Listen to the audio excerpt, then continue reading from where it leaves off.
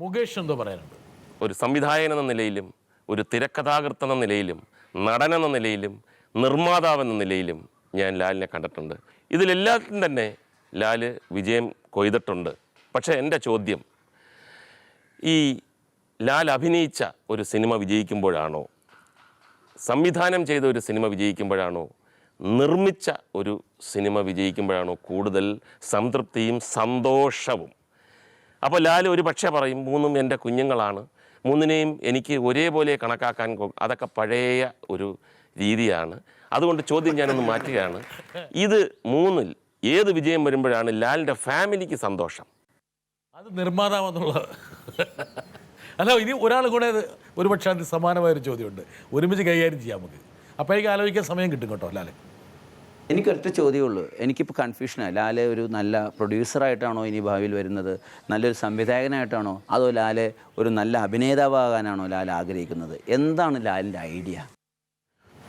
മുകേഷ് അത് കടത്തി പറഞ്ഞു കഴിഞ്ഞു. അതായത് ഈ യാന്ത്രികമായിട്ട് ചില മറുപടിയൊക്കെ പറഞ്ഞ് രക്ഷപ്പെടുന്നൊരു സ്വഭാവക്കാരനാണ് ലാല്. അയാളെ കടന്ന് ഇങ്ങനെ പിടിച്ചാൽ മാത്രമേ നിൽക്കുകയുള്ളൂ, അല്ലെങ്കിൽ ഒരു പിടുത്തം പിടിച്ച് കഴിഞ്ഞാൽ വഴുതി പോകും എന്ന് മുകേഷ് നന്നായിട്ട് അറിയാം. അല്ല, മുകേഷ് ഭയങ്കര ഭീകരനാണ്. കാരണം ഇപ്പം മുകേഷിന് കിട്ടിയതെന്തോ എത്ര പറയാ 10-20 സെക്കൻഡ് ടൈമാണ്. സാധാരണ ഇവർ വന്ന് ഇവിടെ ഇരുന്ന് പറഞ്ഞിട്ട് നമ്മളിവിടെ ഇരുന്ന് കൈയടി വാങ്ങിക്കുക എന്ന് പറയുന്നത്, ആ സ്ക്രീനിൽ വന്നിട്ട് കൈയടി വാങ്ങിക്കാൻ പറ്റിയ 20 സെക്കൻഡ് കൊണ്ടിട്ടെന്ന് പറയുന്നതാണ് അങ്ങേറ്റം എടുക്കും. ചോദ്യം ത്തിനും ഉത്തരം പുള്ളി തന്നെ പറഞ്ഞു. മിക്കവാറും ഞാൻ ആ ഉത്തരം തന്നെ ആയിരിക്കുള്ളൂ ചിലപ്പോൾ പറയാം, സാധാരണഗതിയിൽ പറയുന്നത് അത് തന്നെ ആയിരിക്കുള്ളൂ. കാരണം വെച്ചാൽ അതൊക്കെ തന്നെയാണ് അതിൻ്റെ സത്യം. ഇത് മൂന്നും സംതൃപ്തി. ഇത് വീട്ടുകാരെ എന്താണെന്ന് ചോദിച്ചാൽ അവസാനം ഉറപ്പായിട്ടും വീട്ടുകാർക്ക് ഞാൻ ഡയറക്റ്റ് ചെയ്ത പടം സക്സസ് ആകുന്നത് തന്നെ ആയിരിക്കും ഇഷ്ടം. സംവിധാനം ചെയ്ത പടം ജീനിന് എന്താ താല്പര്യം?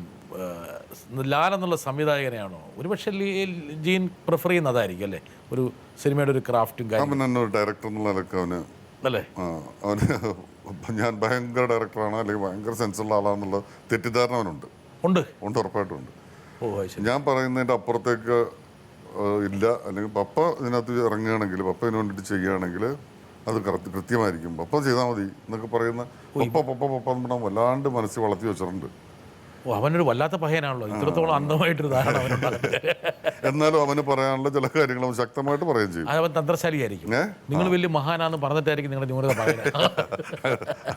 എന്നുവെച്ചാൽ ലാലിലെ നയന്ത്രത ഒരുപക്ഷെ മകനിലേക്ക് പാർന്നിട്ടുണ്ടോ?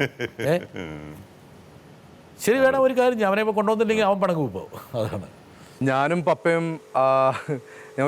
ഞങ്ങൾ വളരെ അടുത്ത ഫ്രണ്ട്സിനെ പോലെയാണ്. ഞങ്ങൾ തമ്മിൽ ഷെയർ ചെയ്യാത്ത ഒരുപാട് കാര്യങ്ങളൊന്നുമില്ല. അപ്പോൾ അതുകൊണ്ട് എനിക്ക് പുതിയതായിട്ട് എന്തോ ഷോയിൽ ചോദിക്കാനുള്ളതെന്ന് വെച്ചാൽ എനിക്കൊന്നുമില്ല.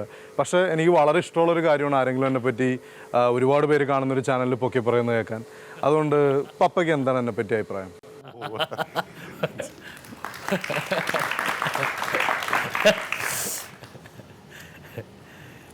സന്തോഷമുള്ള കാര്യം വേറെ ഒന്നല്ല. ഇതിന്റെ അടുത്തുണ്ടെന്ന് എനിക്കറിയായിരുന്നു, എന്നെ ഒന്ന് കവർ ചെയ്ത് പോകണമെന്ന് എനിക്കറിയായിരുന്നു, പറഞ്ഞിരിക്കുന്നതെന്ന് എനിക്കറിയില്ല.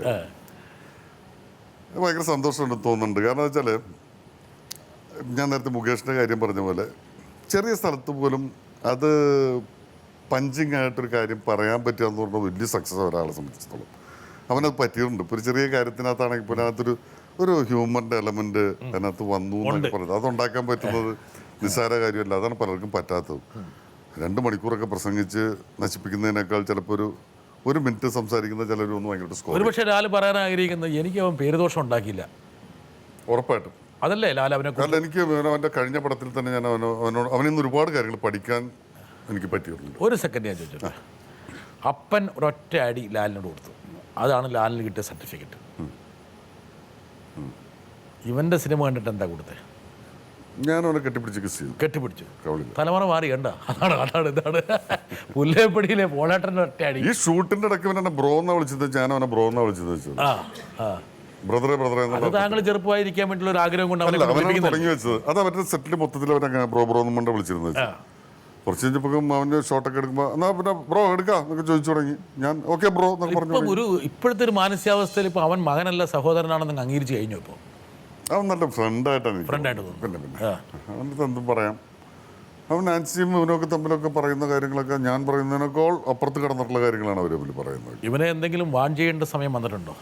സന്ദർഭം അനുസരിച്ച് അവന് ഈ രാത്രി മൊത്തം ഇരുന്ന് എഴുതുകയും പകല് കിടന്ന് ഉറങ്ങുകയും ചെയ്യുന്നൊരു ശരിയല്ലാത്ത സ്വഭാവം ഉണ്ട്. നിങ്ങളും അങ്ങനെയാ? അക്കാര്യത്തിനാണ് നിങ്ങളും അങ്ങനെയാ? ഞാൻ അതൊക്കെയാണ് ഇപ്പോൾ കുഴപ്പമായത്. ഞാൻ പഴയ കഥകളൊക്കെ കുറെ പറഞ്ഞിട്ടുണ്ട്. സ്വാതന്ത്ര്യം കിട്ടിയത്, വീട്ടുകാരനെ അഴിച്ചു വിട്ടത്, അതൊക്കെ ഇപ്പൊ നമുക്കിട്ട് പാരയായി വസ്ത്രങ്ങളായിട്ട് പപ്പ പറഞ്ഞിട്ടുണ്ടല്ലോ. അപ്പൊ 4 മണിക്കാണ് വീട്ടിൽ വരുന്നപ്പോൾ ഒന്നും ചോദിക്കാറില്ലാന്ന്.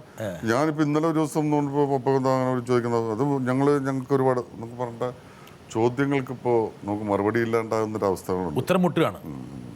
പ്രണയത്തിന് ഇവന് അഡ്വൈസ് കൊടുക്കാറുണ്ടോ? അല്ല, അവന് പ്രണയത്തിനോ? ഞാൻ പ്രണയത്തിന്റെ കാര്യത്തിൽ വളരെ വീക്കായി പോയി. ഞാൻ അതിനകത്ത് വീക്ക് എന്ന് പറഞ്ഞാൽ രണ്ടർത്ഥമുണ്ട്. വീക്കല്ല, കിട്ടുന്ന വീക്കുണ്ടോ?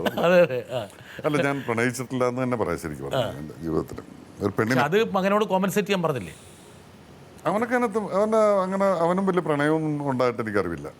ചില ഫ്രണ്ട്സ് ഇവരുടെ ഫ്രണ്ട്ഷിപ്പ് എന്നൊക്കെ പറഞ്ഞാൽ ഒരു ആമ്പിള്ളേരും പെമ്പിള്ളേരും ഒക്കെ അങ്ങോട്ടും ഇങ്ങോട്ടും ഒക്കെ പറയുന്ന കാര്യങ്ങൾ അവർ ഒരുമിച്ച് നടക്കുന്നതൊക്കെ നിസ്സാര കാര്യങ്ങളായി പോയി. പക്ഷെ മകനിലുള്ള ടാലൻസ് കണ്ടെത്താൻ പപ്പയ്ക്ക് പറ്റി. എനിക്ക് ആദ്യം പറ്റിയില്ലായിരുന്നു എന്ന് പറഞ്ഞൊരു കുറ്റബോധം എനിക്കുണ്ട്. പണ്ട് അവന് ഈ വിഷ്വൽ അവനെ ബാംഗ്ലൂരിൽ പഠിപ്പിക്കുന്ന സമയത്ത് അവനെ ഒരു സിനിമാ രംഗത്തേക്ക് കൊണ്ടുവരാൻ താല്പര്യം. എന്നാൽ നിർബന്ധിച്ചു കൊണ്ടുപോയിട്ട് എന്താണ് ടൂറിസം സുനാഫി കൊണ്ട് ചേർത്തു. അത് കഴിഞ്ഞിട്ട് ഞാൻ അറിയുന്നത് സ്കൂളിൽ വെച്ചൊക്കെ എന്താ ടൂറിസം സുനാഫി. അത് കഴിഞ്ഞാണ് മനസ്സിലായി ട്രാവൽ ആൻഡ് ടൂറിസം എന്തോ. അത് കഴിഞ്ഞപ്പോൾ ഇവൻ സ്കൂളിലൊക്കെ പരിപാടികളൊക്കെ അവതരിപ്പിക്കുമായിരുന്നു. ഇവനില്ലെങ്കിൽ അവിടെ സ്കൂളിൽ പ്രോഗ്രാം നടക്കില്ലായിരുന്നു എന്നൊക്കെ പറഞ്ഞ അവസ്ഥയിൽ തന്നെ അവിടെ പാർട്ടായിരുന്നു. പക്ഷെ നമ്മളെന്തും തന്നെ ക്ഷണിച്ചിട്ടില്ല, നമ്മൾ പോയി കണ്ടിട്ടില്ല. പിന്നെ ഇവൻ കോളേജിൽ അവിടെ ബാംഗ്ലൂർ കോളേജിൽ ചെന്നിട്ട് ക്രൈസ്റ്റ് കോളേജിൽ ചെന്നിട്ട് അവിടെ പ്രോഗ്രാംസ് ഒക്കെ നാടകങ്ങൾ എഴുതി അവതരിപ്പിക്കുന്നുണ്ടെന്നൊക്കെ ഇപ്പോൾ പിന്നീടേ അറിഞ്ഞു. അപ്പോൾ എനിക്കത് ഞാനൊരു അബദ്ധം ചെയ്തു തോന്നണുണ്ടായിരുന്നു. പിന്നെ അവൻ എൻ്റെ കൂടെ ഒരു പടത്തിന് വർക്ക് ചെയ്തു. അതിനകത്ത് അവൻ ഒരുപാട് കാര്യങ്ങൾ കോൺട്രിബ്യൂട്ട് ചെയ്തു. ടു ഹരിയർന്ന പടത്തിന്. അതിനുശേഷം ഗോസ്റ്റ് ഹൗസ് എന്ന് പറഞ്ഞ സിനിമ വന്ന സമയത്ത് അവൻ ക്ലാസ്സുള്ള ടൈം വന്നു. അപ്പോൾ ഞാൻ നിർത്തി പോരട്ടെ, അപ്പം ഞാൻ ഇതൊന്നും ആകാൻ പോണില്ല, എനിക്കത് അപ്പം നീ പോരുന്നു. ഇനി ഒരിക്കൽ കൂടി ആ തെറ്റ് ചെയ്യരുതെന്ന് തോന്നിയോണ്ട് പോരാൻ. അപ്പോഴാണ് ഒരു എന്താ പറയണ്ട ഒരു ഉൾവിളി ബോധോദയം ഉണ്ടായത്. അതെ അതെ അതെ, ഇത് എൻ്റെ മകൻ തന്നെയാണ്, ഇവനെ നമുക്ക് അങ്ങനെ നിയന്ത്രിക്കാൻ പറ്റില്ല. എൻ്റെ മകൻ തന്നെയാണെന്ന് എനിക്കറിയായിരുന്നു.